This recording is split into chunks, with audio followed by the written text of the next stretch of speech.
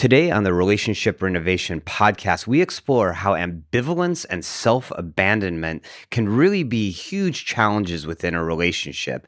Ambivalence being just when you just don't know what you want, and you certainly don't know how to express it to your partner. And self-abandonment when you just like sort of get separated from yourself and are unable to express yourself in healthy ways to your partner. So we interview Teresa Jansen, a therapist, about these two. You're going to get a heck of a lot out of it. Stay tuned.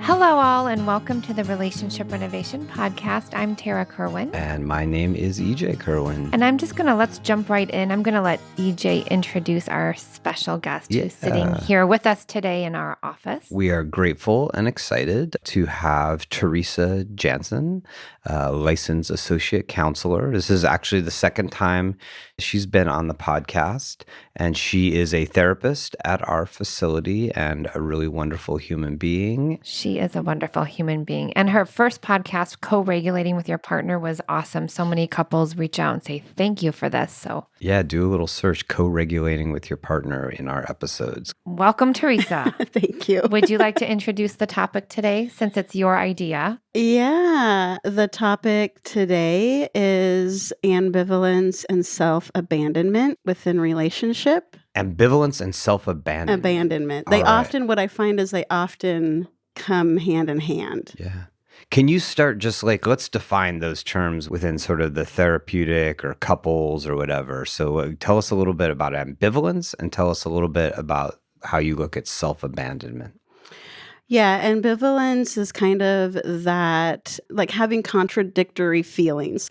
So, often in relationship, it comes in the form of like, should I stay or should I go? Yeah. That would be a very typical situation and where you're stuck in ambivalence.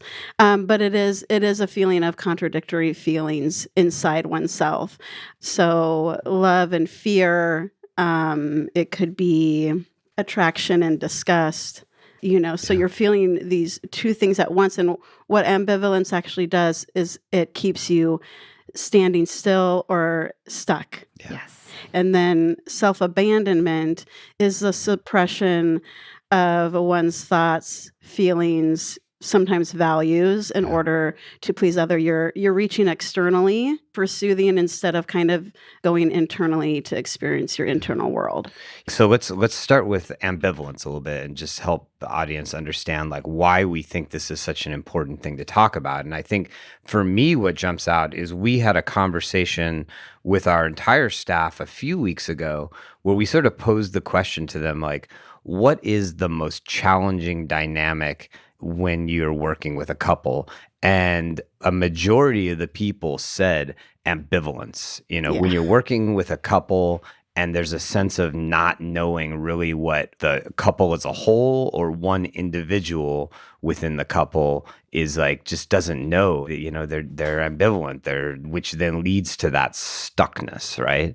So first, let's talk, the three of us, about like, why is ambivalence such a difficult thing in the context of relationship? I think it's sneaky. It's very covert, because the way I see it pop up often in sessions with couples is whether it's one partner or both of them. Let's say it's just one. Sometimes it can look like, well, I just tend to go with the flow. I roll with life's punches. I see where life takes me. But then they're also unhappy. Mm-hmm. What sticks out for me is like the idea of resentment. Because when you said ambivalence, it's like standing still, right? And not like knowing which direction to go.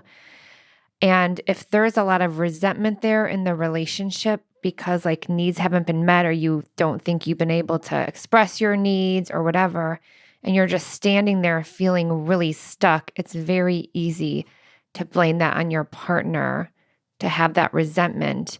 And so like I'm standing still, I'm keeping my heels dug in. Yeah. So the metaphor for ambivalence that I see is a truck in the sand, and you're pushing the gas and the wheels are spinning, but there's no traction. You're not moving forward. And I think whether it's just in your relationship or if you're in couples counseling, there's this constant sort of energy to like get going, to move forward, right? And so there's energy being expended, but you're Yes. not getting anywhere. Usually that ambivalent person is waiting for the other person to make the Boom. freaking changes. Boom. Yeah. Thank you. Okay. They're waiting for certainty. Yeah. They're waiting for something outside of themselves to bring them a sense of certainty. And so in couplehood, what that looks like is looking to the other person. Well, you just make the decision for me. And this is where self-abandonment comes in. You give away your choice within the relationship. You're putting it on either the universe, something outside yourself, to kind of make the decision Ooh. for you. And then when the decision actually comes in whatever form it does, we're often unhappy with how it comes. And then we get to blame the thing outside of ourselves. Well, this is just what always happens to me. I knew they would leave. We can Victim. rattle off. And this is why I often think they come hand in hand, because there's a point at which your external experience, you're waiting for the certainty to kind of confirm your negative core belief or your negative narrative. Okay, so then what does it like? How can people understand what it's looking like in their relationship if there is ambivalence? If one or both people are ambivalent, what are the dynamics that start developing in a relationship? One person was experiencing feeling like they were choosing to be in the relationship. Now, they were choosing to be in the relationship over and over again, even though their partner was in ambivalence and not choosing them. So there's that dynamic, okay? Which I'm like, ding, ding, ding, ding, ding. This is not healthy, right?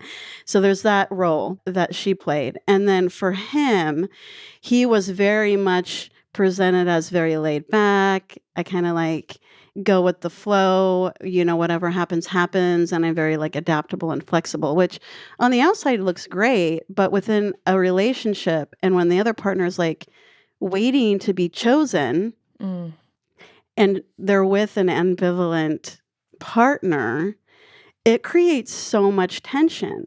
And so kind of highlighting to the ambivalent partner, because what they ended up talking about was like, well, I don't know if I should stay or should I go. And I look at all my friends who, have divorced in their new relationships and it looks great. And so there's always this kind of grass is greener. And so it's kind of bringing the reality in that like, part of this dynamic is you're not choosing for yourself. Right. And so instead of should I stay or should I go, let's actually ask the question, how can I have a new experience in this relationship? And you know what I say too when I'm working with a couple where the ambivalence is there? It's like, hey, I cannot tell you by the end of this process that you guys are going to be like in love and happy together, whatever. All I can tell you is this. You guys have spent some time together. You're in here for a reason. You're trying to figure something out. Let us take you through our relationship renovation method. Let us help you understand why things got to this place. Let us help you build compassion for one another again. Let us help you understand yourself for the sake of the relationship, because guess what? Things repeat even in the next relationship. It might look really good in the beginning, but guess what? It starts to go back to our own baggage. And then you can make a decision that feels more clear. Yes. Then you have clarity, because where you're at right now, even if you left, you're not making a decision out of clarity. You're making it out of fear and like you're just over this process. You're resigned. You're resigned, yeah. Yeah, it sounds a lot like self-abandonment and resignation sort of are in the same wheelhouse. That we get to a point where maybe that partner who is ambivalent is just like, Yeah. this is just the way things are, and I don't even know where to go from here, or I'm just waiting for my partner to somehow put their hands on the steering wheel and course correct. And again, it'll end up going back to the space of like, well, if you're putting the choice outside of yourself, which, ambivalence will do, and that's also a form of self-abandonment. even if their partner does choose for them. Like, let's say the partner's like, you know what? I'm actually tired of this too. I think I could find someone who would actually choose me. Let me leave this relationship. Then to the ambivalent partner, it reconfirms, like, I knew it. Yeah. Like, they don't see it as them being a part of the choice process. No, they're not empowered in their decision. They're Boom. powerless. Yeah. And then, man, we're going to recreate this in the next relationship because it does happen because Yeah. you're not making that choice for you or for the relationship. You're allowing powerlessness to take over and like, okay, oh, thank gosh, that's done. Yeah.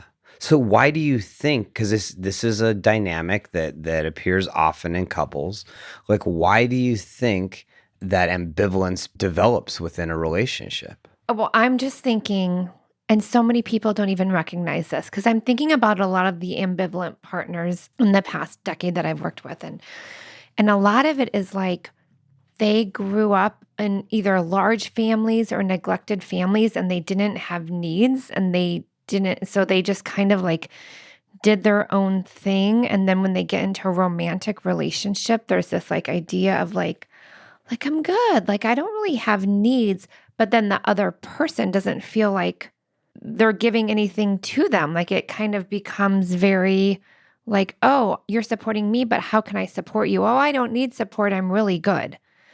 And helping that partner who doesn't realize they have needs, that you actually have needs.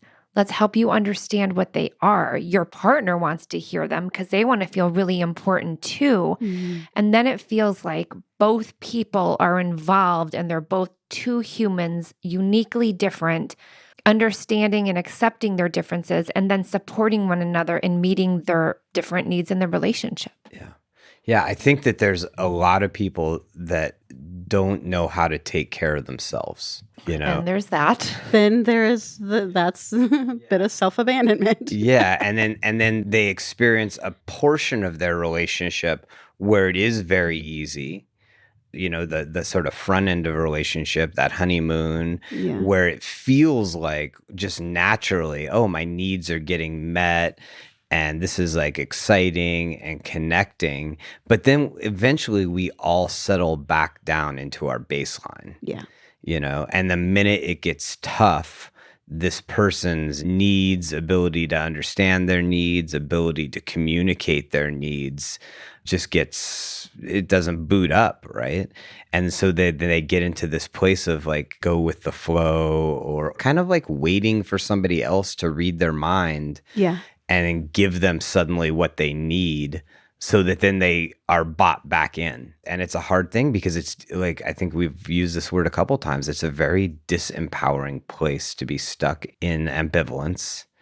It's a very disempowering place to be to sort of abandon yourself.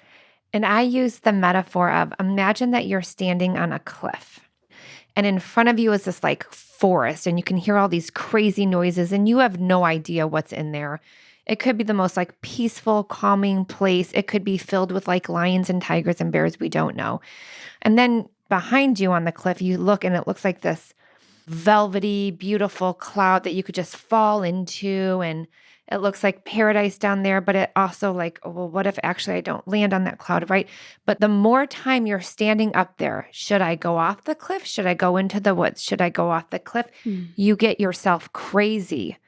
And that there's never any guarantee whether you walk into the woods and is it beautiful and peaceful? Are there lions, tigers, and bears? Do I jump off the cliff? Do I land on velvety clouds? Or do I freaking free fall and take the plunge? Doesn't matter. All we know is that you will stop exacerbating yourself and going crazy. And you make the decision and then you take every hour, every day, like this is the decision I made. And here is my intention around this. Yeah. It empowers so much. And it's going to, I mean, you do so much for yourself in terms of bringing yourself out of a bit of victimhood. Because if I were to use that metaphor that you just used, you stand up there long enough, eventually a huge gust of wind is going to come and it's going to push you off. Life will make the decision for you. And then it keeps us stuck in that narrative. Oh, I love that. Of possibly powerlessness. I'm powerless to make the changes I need to make in my life. Things happen to me all the time.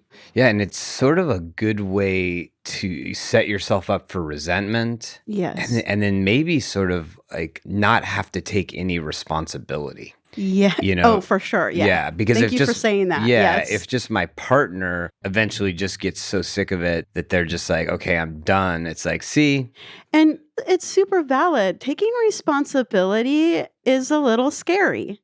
Mhm. it's a risk, It's right? a risk.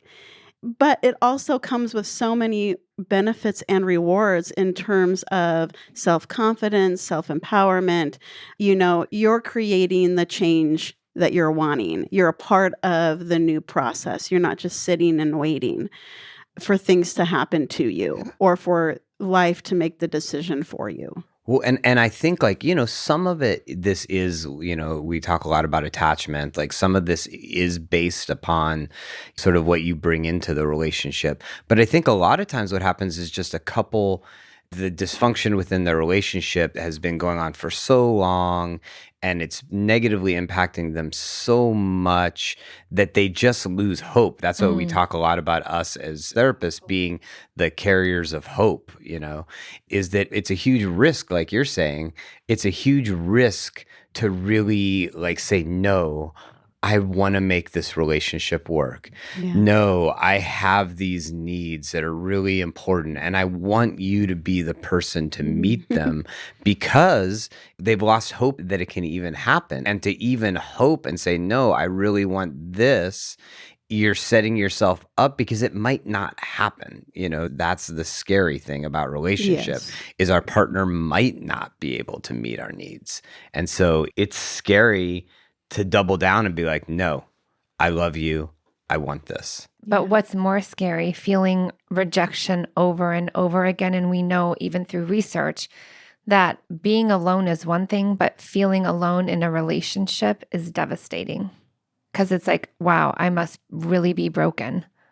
Yeah. Okay, so let's go into that like solution place Ooh, we like or at this. least place of actions, right?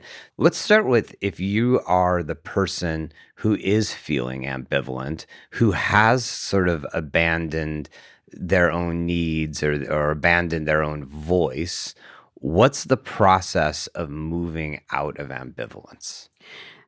I mean, if we use your metaphor of the truck, I would get out of the truck. It's moving out of the space. And so it comes in choosing in small ways. Like often I think what part of the process is ignoring our gut intuition.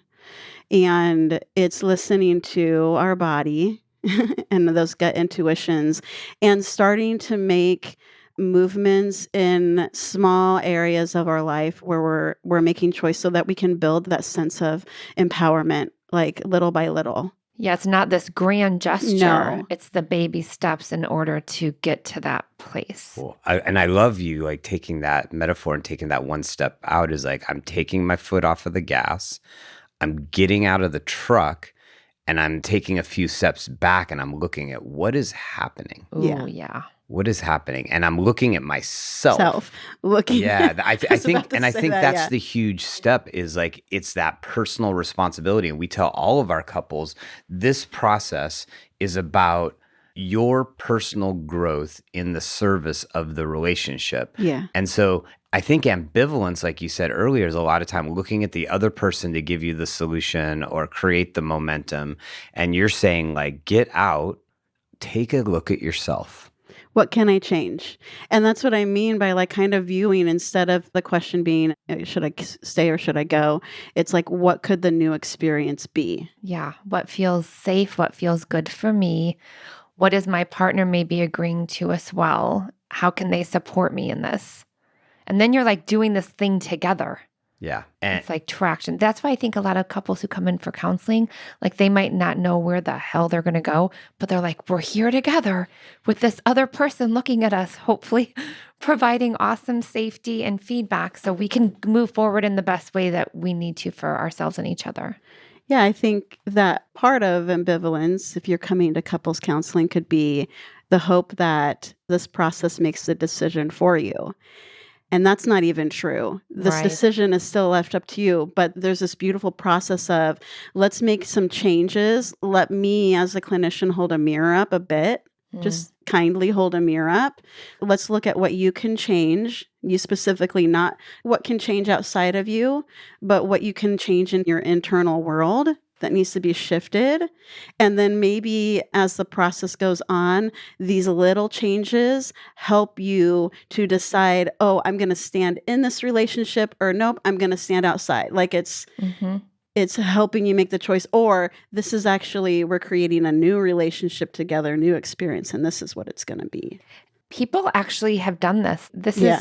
We get through it. Like you can go from ambivalence to empowerment to making changes for yourself in your relationship that are really, really healthy. And people are like bewildered, like we had no idea. Yeah, once it's kind of in your awareness, it's hard to ignore. And for a few of my couples where one or both were in ambivalence or, pieces of self-abandonment, as sessions progress, they come in and they're like, I think I'm actually in ambivalence today, or I have been for a bit, or I did this thing and it reminded me of what you were talking about the other day. Like, and so once it's in your awareness, it's hard to kind of like ignore it. Yeah.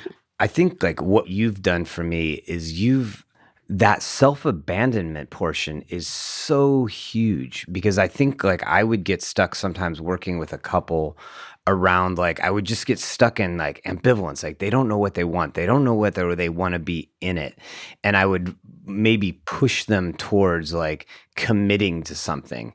And I think maybe that I was missing a big step there. And what you've helped me understand is like that self-abandonment, that if instead we can help a person take care of themselves again, become more self-aware.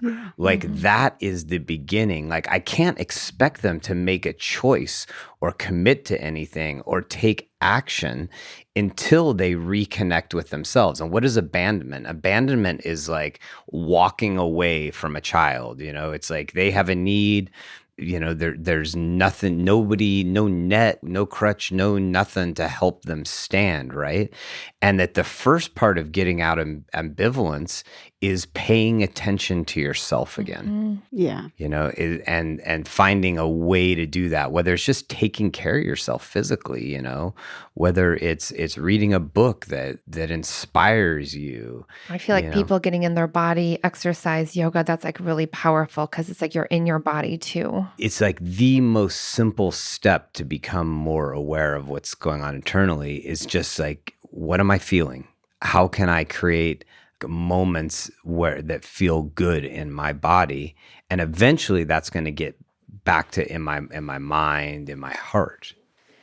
So can I ask you, Teresa, what do you see, right? Because you get to observe this from like the stages of, I don't even know if I want to be here, to you having a closing session with a couple because they're like, no, we got this now. Like help listeners like kind of visualize what it looks like when they have worked through ambivalent self-abandonment. And again, it's not over a couple of weeks. It can be over months. Everybody has a different timeline. Yeah, I think EJ kind of described it in a small way in which it's like when he was talking about his experience with ambivalent couples, and he can kind of steer them towards, making a choice in a certain direction. But that could happen, but there could be a lack of confidence. And so I think, as I've seen couples progress, whether it's one partner or both, there starts to become this look into their internal world instead of looking so externally. They start to examine their own behaviors. They start to examine their own motivations within the relationship, and they start to kind of get curious and question those. They start to make little improvements, little steps forward in soothing their own internal world. Like they're more okay with experiencing the full range of emotion, where before with ambivalence, it's turned down, it's numbed. And what that does for each partner is it increases their confidence. And what I've seen is it's almost like if I could watch like some dull flowers and then the flowers brighten and the flowers like come together. I know that's Oh, like no, I love a that. silly metaphor, Yeah. but it really does feel like they've brightened, and they're like in my office, they start to move closer to each other, and I can see the compassion and the love that they start to have for one another. And there is a desire to spend more time with this person. Yeah. And their relation becomes like a symbiotic movement forward together again. Yes. Because that's couples come in because they've become to feel extremely separate, and they're feeling like they're sort of each doing whatever they have to do sort of on their own. And so this process, I'm trying to like condense it here a little bit, is like sometimes there's a couple and one or both people are ambivalent. They don't know what they want. They don't know how to get to a place that feels good. Our suggestion is like one or both of you have sort of self-abandoned. You've disconnected from your own needs. So the process is like really getting more aware of what's going on for each of you individually. Yeah. And then once that happens and both people have an understanding, they're also using some of our tools around communication to express these things in appropriate, hearable, kind ways. Then all of a sudden there's like this mutual attraction. Yes. It's almost like the gears come back out from the cogs. They connect together, and then you start moving with your partner towards something instead of both of you spinning wheels getting nowhere. Yeah. Well, what I'm like, of course, it's kind of more trauma model here, but it's you become a whole person integrated with another whole person integrated. And it feels real for the first time for whatever it needs to feel for you, because you're a whole integrated self now. Yeah. And the tough thing is it's not a switch. No, We can't Darn just it. we can't just like click it on. It's incremental. It takes individual awareness. It takes insight. It takes communication skills. It takes empathy. All of these Compassion. things that we work with couples on, that they're like, I think of them as like layered tools, that like we have to layer our tools, our awareness, our insights on top of one another. And then it starts like clicking, but it takes a second. Yeah. And it's ongoing, right? It never totally stops. No, but I love, well, first of all, Teresa, you just have this brilliant mind. And I know clients and couples feel so safe with you, and you've helped so many people at our center and even in your other podcasts. Like, I'm just so grateful for you here with us. Like, I just could cry because you're just awesome. But I think you really bringing this podcast is going to be a light bulb for so many people, because I don't think a lot of people even would call it ambivalence. Yeah. It's very subtle. It's a very subtle dynamic that is often learned. And so when it's learned, we know that it's historical. Yeah. And we have a hard time seeing outside of it. I think we as clinicians, when we're working with a couple, we see it. And I think you're right. I think a lot of times they don't see it. Mm-mm. They don't know what to call it. They don't know what to call it. Well, now we do. Now we for do. the listeners, anyway. Well, and that I just can't, I'm like internally rocked by that self-abandonment piece is huge, and that's something for you as an individual listening to this today, of asking yourself, is there ways that I've sort of abandoned myself and my needs, right? Or am I like waiting for my partner just to like mind read them or just naturally sort of figure them out?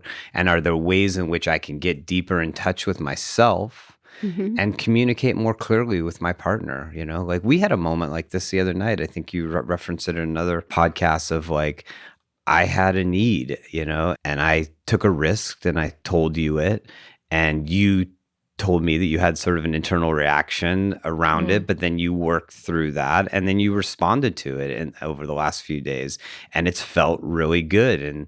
And I'm definitely a self-abandoner at times where I just am like, I don't pay attention to my needs, and then I certainly don't voice them. And that's really a difficult place to put you into. Thank you for saying that. Yeah. Yeah. It is. And it's like, I want you to express your needs. And like that little part of me is like, no, I had a really bad week. Don't you even come to me anymore. I'm like, actually, no, this is really healthy. Absolutely. I will give you more appreciation, honey. Oh, thank you. All right. Well, again, these concepts are sort of, I think, sometimes abstract to people, and we do our best within the context of this podcast to bring some clarity to it and make it concrete. But the way to take that next step is embark in a process around these ideas. And like I said, they're layered, and our relationship renovation at home program really takes concepts like this and builds upon them. And the first thing we talk about in the beginning is looking at your past and understanding each other better. We get into communication on healthy communication models. We talk about triggers and how to work those emotionally activated moments. And we get into intimacy within the program as well. So, we have a free download on the website, relationshiprenovation.com. And you can there's online programs, and check it out, download it and see if it's something that you and your partner enjoy. And we've just had literally hundreds of people say this has made our relationship better. So check out the Relationship Renovation at Home program. And we also just want to thank you all for being a part of our audience. Thank you for passing our podcast on to other people. We've had a lot of people share that they heard about it from other people. It's a great way for couples just to sit down together, listen to the podcast, and really grow their relationship. So share our podcast, give us a rating. We really do appreciate it. And finally, thank you, Teresa, for being on with us today for future podcasts. We can't wait for your ideas and sharing your wisdom. And again, our job, our passion is to help relationships thrive, because that makes a thriving world. Absolutely. So thank you, Teresa. Thank you. As always, take care of yourself, take care of each other. Your relationship deserves amazingness. Bye. Bye. Me and you just singing on the train. Me and you listening to the rain. Me and you, we are the same.